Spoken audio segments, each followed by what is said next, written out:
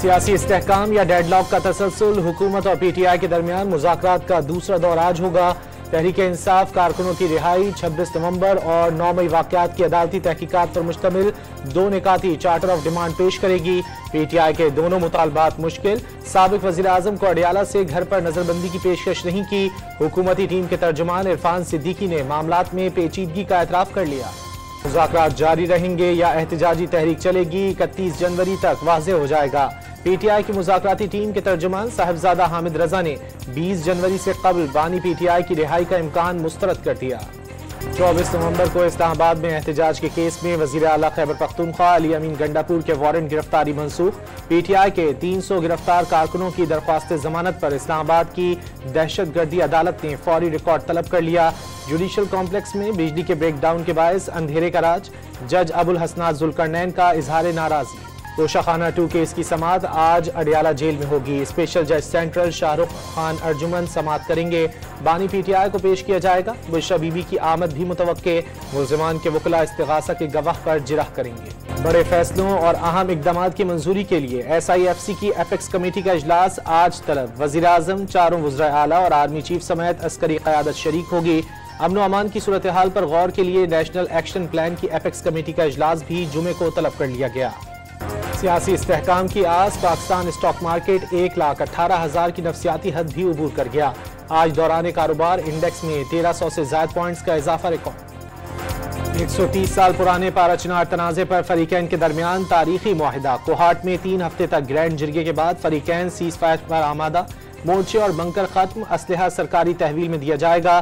फरीकैन अपने इलाकों में शहरियों का तहफ़्फ़ुज़ यकीनी बनाने के पाबंद। मुआहदे पर अमल के लिए 16 रुकनी कमेटी तश्कील। नुकसानात का अजाला खैबर पख्तूनख्वा हुकूमत करेगी। मुआहदे के बाद कुरम में हफ्ते से रास्ते खोले जाएंगे।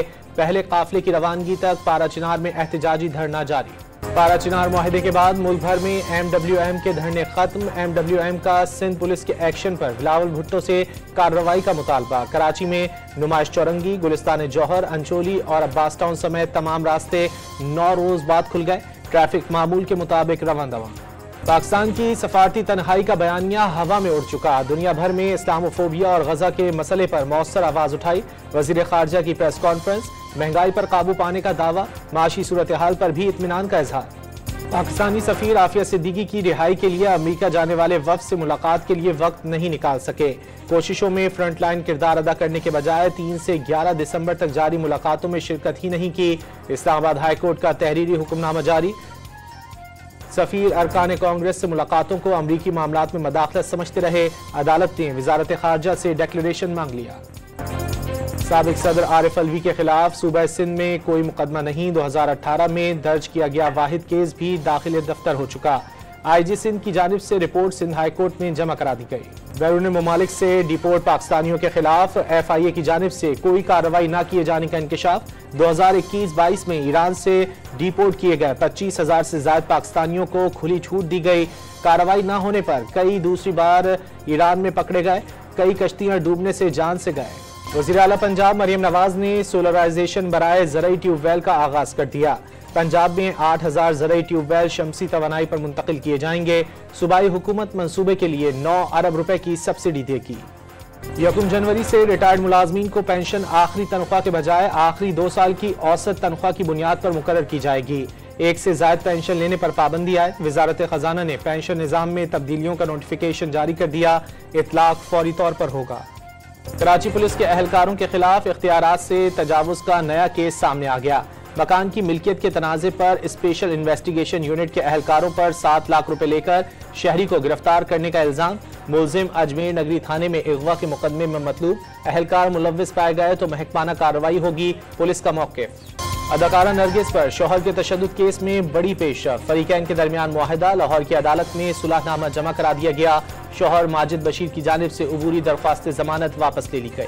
कराची में लियारी एक्सप्रेस वे पर गुलशन इकबाल के करीब तेज रफ्तार कार उलट गई। कार कलाबाजियां खाती हुई एक्सप्रेस वे से नीचे जा गिरी। एक शख्स जख्मी। मुल्क भर में सर्द मौसम का राज बरकरार। मगरबी हवाओं का सिलसिला बलोचिस्तान में दाखिल। बारिश का इम्कान। कराची में सर्द हवाओं की लपेट में आ सकता है। महकमा मौसमियात की पेशगोई। इस्लामाबाद में हल्की बारिश और खैबर पख्तूनख्वा में मतला अब्र आलूद रहने की तवक्को। सवात और कालाम में बर्फबारी ने वादी का हुस्न निखार दिया। सबसे कम दर्जा हरारत स्कर्दू और गोपस -9 डिग्री सेंटीग्रेड रिकॉर्ड। सख्त सर्दी में रावलपिंडी इस्लामाबाद में भी गैस बहरान शिद्दत इख्तियार कर गया। चूल्हे गर्म करने के लिए शहरी महंगे दामों लकड़ियां खरीदने पर मजबूर। अमरीकी शहर न्यू ऑर्लिन्स में ड्राइवर ने साले 9 का जश्न मनाने वाले हुजूम पर गाड़ी चढ़ा दी। 15 अफराद हलाक। ड्राइवर ने गाड़ी से उतरकर फायरिंग भी की। हमलावर पुलिस की फायरिंग में मारा गया। हमलावर शमसुद्दीन जब्बार साबिक अमरीकी फौजी निकला। अफगानिस्तान में भी तैनात रहा। FBI ने वाकया दहशतगर्दी करार देकर मुलजिम के साथियों की तलाश शुरू कर दी। जो बाइडन की जानिब से वाकये की शदीद मजम्मत, किसी भी किस्म का तशद्दुद नाकाबिल कबूल करार दे दिया। अमरीकी शहर लास वेगस में ट्रंप होटल के बाहर टेस्ला का साइबर ट्रक धमाके से फट गया। एक शख्स हलाक और 7 जख्मी। हलाक होने वाले शख्स की 37 साला मैथ्यू बर्जर के नाम से शनाख्त। न्यूयॉर्क के नाइट क्लब में भी फायरिंग का वाकया, 13 अफराद जख्मी हो गए।